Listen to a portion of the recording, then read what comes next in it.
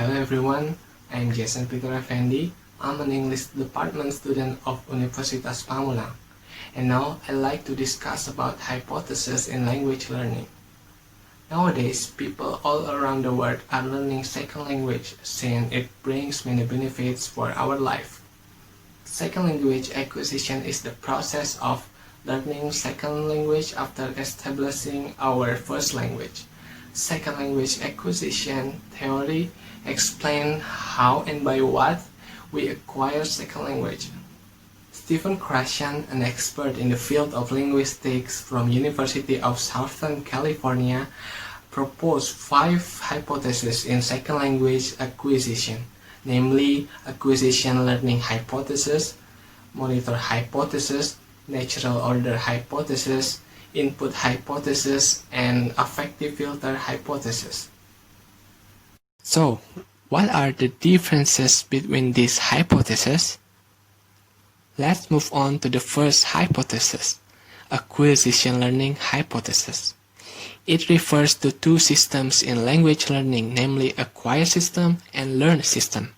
The acquired system is the product of subconscious process which requires natural communication in target language, while the learned system is the product of conscious process in a formal institution which focuses on grammatical structure. The second hypothesis is the monitor hypothesis. It explains about how the learned system monitors the result of the acquired system. The monitor can effectively work when the second language learner has sufficient time to think and apply the rules, focus on form or think about correctness, and know the rules. The third hypothesis is natural order hypothesis. It suggests that grammatical structures acquisition follows a predictable natural order. The order that the learners follow has 4 steps. First, they produce single words. They string words together based on meaning and not syntax. They begin to identify elements that begin and end sentences. And last, they begin to identify different elements within sentences and can rearrange them to produce questions. Fourth, input hypothesis. It suggests that language acquisition happens when learners receive understandable messages. The input must be higher than the level of the second language learner's knowledge, so it helps them to develop their second language acquisition faster.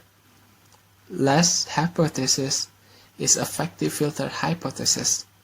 It refers to the affective variables including motivation, self-confidence, anxiety, and personality traits that affects language acquisition.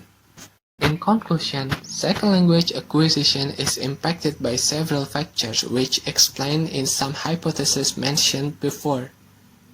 Krashen states that learning grammar doesn't necessarily influence language acquisition process. He also claims that learners with high motivation, self-confidence, a good self-image, a low level of anxiety, and extroversion are getting higher chances for success in second language acquisition. So that's the end of my presentation. I hope it can be both helpful and insightful. Thanks for watching. Have a good day.